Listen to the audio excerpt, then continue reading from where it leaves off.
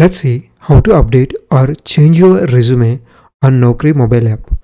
To do that, first open your Naukri mobile app and go to your profile. For that, click on these three horizontal lines on the top left hand side and click on update profile. Now this page will open. When you scroll down, after your basic details, you can see an option called resume. Here you can see your current resume. In order to update the resume, click on update. Now you will see two options. One is delete and other one is update resume. If you want to delete the resume, you can delete.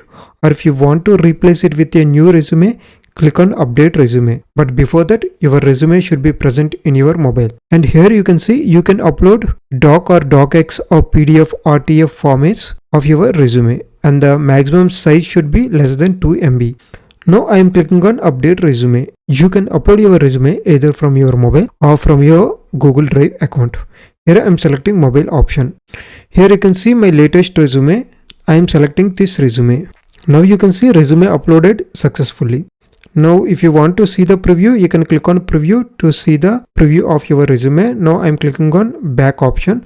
Here you can see on top left hand side a left arrow is present. Here you can see the resume is updated. Like this, you can also update your resume. That means change your existing resume in your Naukri mobile app.